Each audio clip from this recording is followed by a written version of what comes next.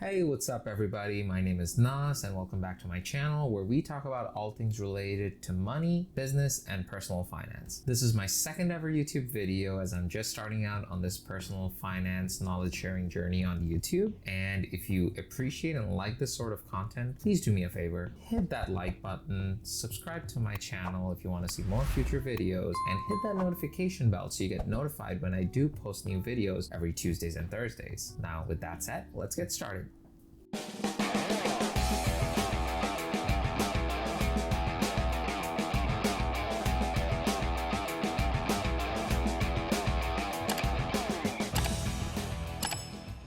So, in my first video, I have covered topics on 3 of the registered investment accounts that you can open here in Canada in order to utilize the most out of your money, get tax efficiency so you're able to keep more of the money that you've earned. Today, I want to talk about how you can most efficiently start building credit here as a newcomer in Canada and what is the first best credit card you can get. You guys, I cannot stress how important it is to start building a good credit history ASAP, no matter where you are or where you may be going to. Personally, I've learned these tricks over the last 5 years of living in the US as an international graduate student, but lucky for me, the US credit system and the Canadian credit system have very many similarities, and they have a similar way of calculating credit worthiness. So the first thing I did when I got to Canada was open my bank account and get my first credit card through the same bank, and therefore I was able to start paying all my bills and day-to-day expenses using my credit card from day 1 or day 15, considering I had to quarantine for 14 days.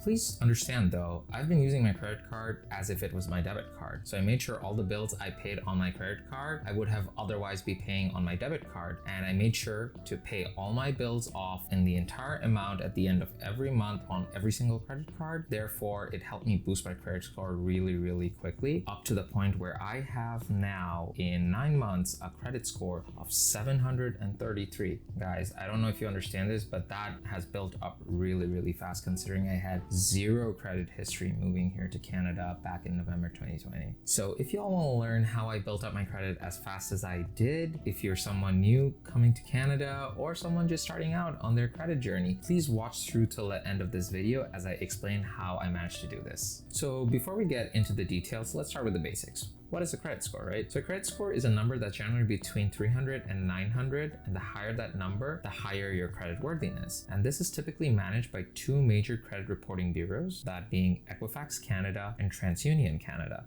So this credit score is basically a number that rates your risk profile, and lenders and creditors use it in order to make decisions on whether they would extend a line of credit to someone, such as giving someone a loan. Would they repay it? Giving someone a credit card? Will they make timely payments? Or approving someone's apartment rental application? Will they make their rental payments on time? So while your credit score is super important, it is only one of the several factors that an organization will look at when determining your credit worthiness. But for this video, I'll be focusing on 5 main topics. Number 1, how you can start building your credit score rapidly as a beginner in Canada. Number 2, what are the tools available to you to start building that initial line of credit. The top 3 credit cards to consider getting to build your credit the fastest. What actions impact your credit score. And the 5th is more of a bonus as to what's the best credit card to get in terms of cashback once you've started building up that credit over, let's say, a year or 2. Before we dive into these questions, I want to address and have you understand what it means to have a poor, good, or excellent credit score, and why does it matter? So Equifax, one of the largest North American credit bureaus, considers a score of 660 or below to be very poor, a score of 660 to 759 to be good to very good, and anything above 760 to be excellent. This means that the higher your score, the higher the chances of you getting approved for lines of credit such as mortgages, car loans, credit card, the list goes on. Although you can get approved for such lines of credit with a much lower credit score, the chances are that you're going to have a very high interest rate because of your higher risk profile, and nobody really wants that, do we? So let's dive into the first and easiest question. How do you start building credit rapidly as a beginner here in Canada? Well, the easiest easiest way to start building that credit score is to start using your credit card instead of cash or debit. Just start paying all your eligible bills and your day-to-day expenses on your credit card that you would have otherwise spent anyway using cash or debit. It's very important to be responsible about your credit and all your lines of credit, but we'll get to that at a later stage. Now that we know that the easiest way to start building your credit history is to simply start spending on a credit card, let's discuss what are the top 3 credit cards available to you as a beginner in your credit journey here in Canada.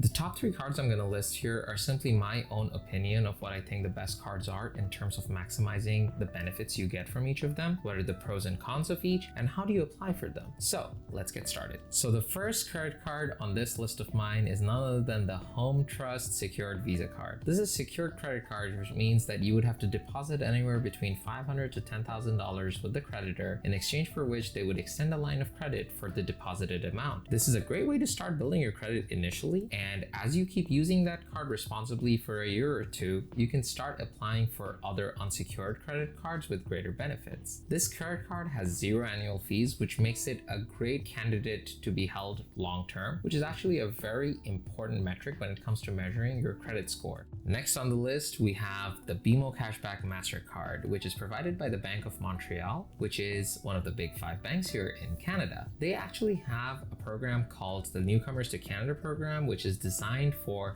foreign workers, international students, and new immigrants that are residing in Canada. These programs were actually designed for newcomers so that they're able to get their first line of credit that's unsecured based on the discretion of the bank with a credit limit of up to $2,000. This card actually provides an amazing introductory promotion where they give you a 5% cashback on all purchases in the first 3 months of issuance and 0.5% thereafter. They provide a 25% discount on rental cars from National Car Rental or Alamo. They even provide purchase protection and extended manufacturer warranties on applicable purchases. Right off the bat, I think this is an amazing starter card as you do not need to make a deposit and you can get your line of credit as soon as you are essentially here in Canada, and there are no annual fees, guys.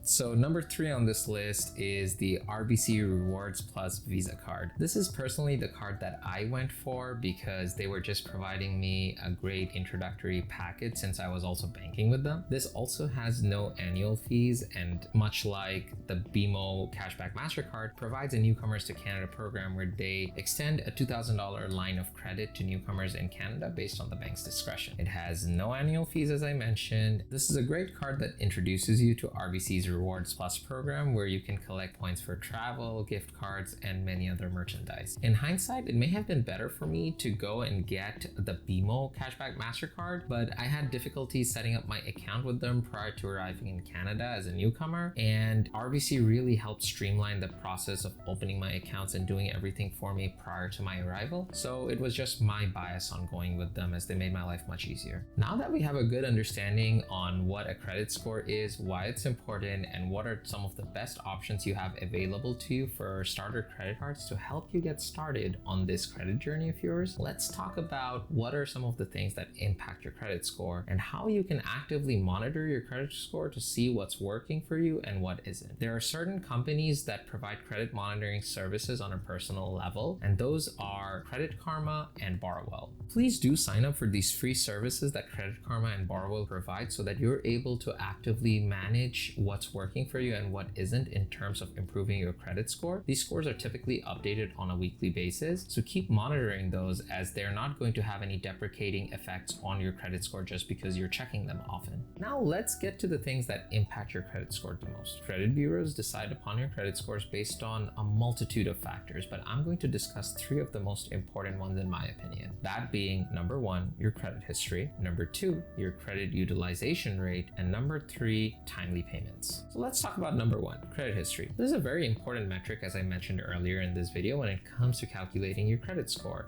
And if you have managed your line of credit wisely and made timely payments, this would be your longest credit history or the longest line of credit that you have in your credit history. And ideally in this scenario, that would be your first credit card. So if you were to go ahead and close this line of credit, this would have a severely deprecating impact on your overall credit score. So ideally, your first line of credit credit, or in this case, the credit card that you open first, you'd want to have that open essentially forever. So it's very important to decide on your first credit card and what you're going with. Make sure it always has a 0 annual fee, because later down the line, you may be offered premium credit cards with much greater benefits that you go on using, but always try to keep your first line of credit open, as that will play a huge role in elevating factors for your credit score. Number 2 is a very important factor, that's credit utilization. This is essentially saying that a large part of your score is based on the amount of credit you end up using from all that's available to you. So the higher your credit utilization, the more your score is hurt. Ideally, you wouldn't want to spend more than 30% of the lines of credit available to you in order to maximize the growth of your credit score. So for example, if you had a total line of credit of $10,000 across 3 cards, you wouldn't ever want to use more than $3,000 or 30% of your available $10,000 credit limit across all your cards. Using any more than that can potentially hurt your credit score. Now, this isn't set in stone, as credit bureaus look at multiple factors when it comes to changing or increasing or decreasing your credit score, but this is one of the very important ones to watch out for.